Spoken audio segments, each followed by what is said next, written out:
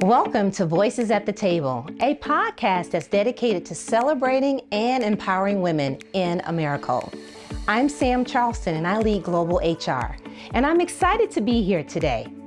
Whether you are an industry expert, an emerging leader, or just simply curious about learning more about women in America and across the broader supply chain, this podcast will be your destination for gathering additional insights and inspiration. In each episode, we will interview trailblazing professionals and we'll learn more about their background and gather little nuggets about lessons learned along the way.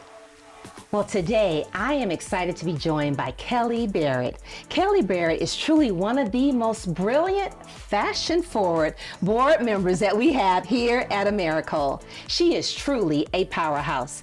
Having served on multiple boards, she has made profound impacts in her community and with her beloved alma mater. I'm excited that Kelly is here today to share some nuggets about her background, her experience, and gives us some words of wisdom to our Americold associates. Welcome, Kelly. I am so honored to be here and so honored to be the first one. This is a lot of pressure. Oh, Sam. we're so happy that you're here. A lot of pressure. Yes, but I'm so excited to be here. Americold's a very special place, so hopefully some wisdom shared will resonate with some of your associates. You talked about some life lessons learned. Share a little bit more about those life lessons learned. Yeah, I think when I think back to my career, I really think back to Georgia Tech and the reason why I'm so committed. You mentioned my dedication to my school. Yes. And one of the reasons why I'm so dedicated to Georgia Tech is I know that it changed my whole life. And notice I didn't just say career, I said changed my whole life. Yes. It really taught me that you can do anything with hard work, determination, grit, perseverance, which is, something you learn early on that you take with you also. Throughout your career. So it was really life-changing. Silly story. Yes. In retirement, I wanted to learn how to knit. Yes. So frustrated. I'm left-handed. Everything's right-handed. But I'm a little bit ambidextrous because you have to be when you're left-handed and you live in a right-handed world, right? So I'm learning how to knit. I was very frustrated. My husband kept saying, Kelly, it's just frustrating you. Give it up. Yes. And I sat there after he said that and I thought, I went to Georgia Tech. I can do anything. You can do it. This is 40 years later with knitting, right? Yes. But it really taught me that I can do anything with a little bit of hard work and preparation. And I would say preparation has carried me throughout my whole career and in my rewirement, as I like to say, because I'm not truly retired. Yes. One of my friends told me recently, you're one of the busiest retired people I know. Yes. Which is intentional. Speaking of proud, you've done so much, Kelly, both in your personal life and professional life. What are you most proud of? Oh my gosh, what am I most proud of? I am most proud of the fact I have been retired for 6 years from Home Depot. I still get calls all the time to mentor people and help them with career decisions. I just had one a week ago. On a Sunday, I spent 2 hours with someone in my kitchen that wanted to come by and get advice. I've been retired 6 years. 6 years. That means a lot. It also means a lot when somebody tells me they got a promotion. So a lovely lady that worked for me twice at Home Depot in two different departments, she texted me because she wanted to make sure I heard it first that she got this huge promotion. She's becoming the chief of staff for the EVP that runs all the stores in all of North America. So Anne Marie is she's been there a very long time. People would die to be Anne Marie's chief of staff. And she got that promotion. So she said, I didn't want you to see it on LinkedIn. I wanted to hear it, and I wanted to tell you that you were influential in me making it to this point. There's nothing better than that. The fact that you said your most proud moment is watching others succeed and being a part of that says a lot about you. I love it. I love seeing people be successful. And sometimes people remind you of things that I said or did that seemed somewhat insignificant to me, but had a big impact on them. And that's why I think people from a leadership perspective think about the influence as a leader that you can have on people by just spending time with them, giving them feedback, helping them. The young lady that got promoted, I remember sitting her down once. She talks a lot. I talk a lot too, love to talk.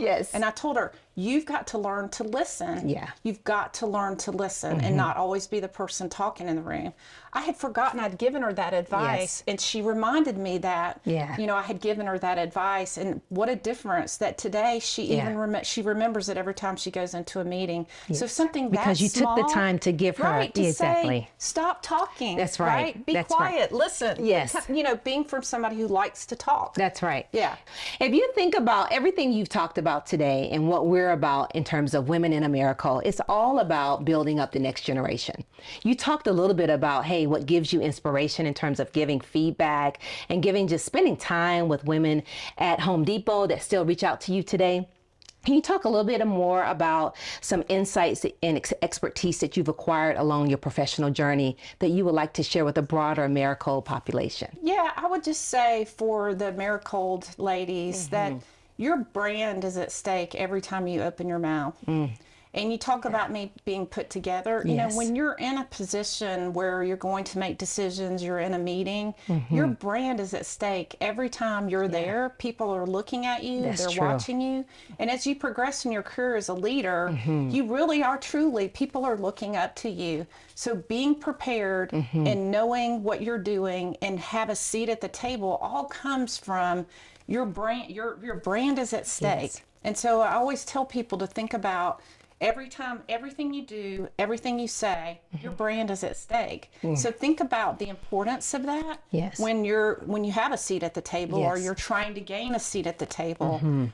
Thinking about your brand, again, be prepared, be ready, do your work, right? You know, people, I think sometimes people that have moved into positions, they just got lucky or they knew someone. Yes. I've earned it because I worked really hard and I dug into the details. And I go back again to my Georgia Tech roots. If you didn't study and you didn't know the details, you flunked out. And I knew some people that flunked out of Georgia Tech, right? We say we got out of Georgia Tech. We don't say we graduated. If you talk to any alum, they don't say, what year did you graduate? They say, what year did you get out? Did you get out? Okay. So it little sounds like a prison sentence. Maybe a little bit of it was, at points. But it taught me to be prepared. It taught me to get into the details. If you want to progress in your career, you got to do the work. Do the homework. Right? Yes. But be there. Present your brand. Who do you stand for? You know, so I think back to my career, it was really important that I did put on a professional image, especially when I was, you know, going up through the ranks. There weren't many women at all. Not at all. You know, I would also give the advice to people to be yourself. There's a great quote by Oscar Wilde, who was a great playwright, a French playwright. And his quote is, be yourself, everyone else is taken. Oh, I love that. And so when you think about your brand, bring your authentic, you know, we talk about being authentic. Bring your authentic self where you go, because you're going to be the best when you're authentic. That's right. Because no one can do it better. No one can do it better. No one can do it better. It takes courage, though, Kelly, to be yourself. Because you talked about when you were coming up in professional life that you weren't very many women. Even today, sadly, in many cases, there's still not very many. What type of advice or courage that you had to gain in order to be your authentic self? Gosh, that's a really hard question. I think you just learn it over time. You learn that you deserve a seat at the table, and you've just got to be there, even if you're the only one. I can tell you many times I walked into a room, you know, a huge meeting, 15 people at Home Depot, and I was the only female. Exactly. You got to walk in there, you got to own it. Put your shoulders up. That's right. Again, but it goes back to, if you're prepared, then you can do that. Exactly. Right? But make sure you show that you deserve a place at the table, right? The other thing is, you know, show up early. Get a seat in the front. Be a part of it, right? People will notice you no matter what. And guess what? I've always thought actually being a female was a real asset. And I've never looked at it like I had a chip on my shoulder. I'm different. I always looked at it like I'm different. And I got something to say. Exactly. And I got something to say about it, right? Yes. You know, when you look at today, we're all focused on, you know, providing the best customer service and thinking about our customers.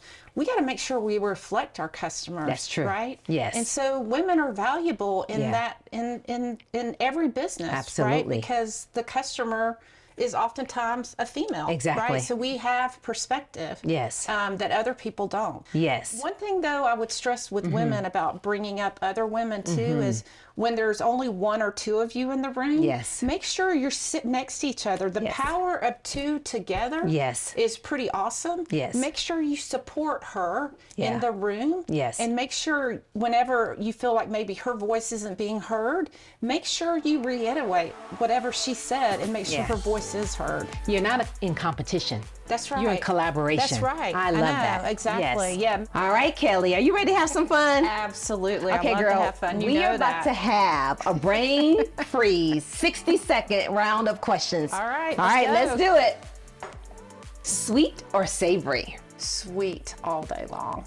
Chocolate chip cookies, Ooh, baby. With the Coca-Cola? Yeah. All right. With the Diet Coke, yeah.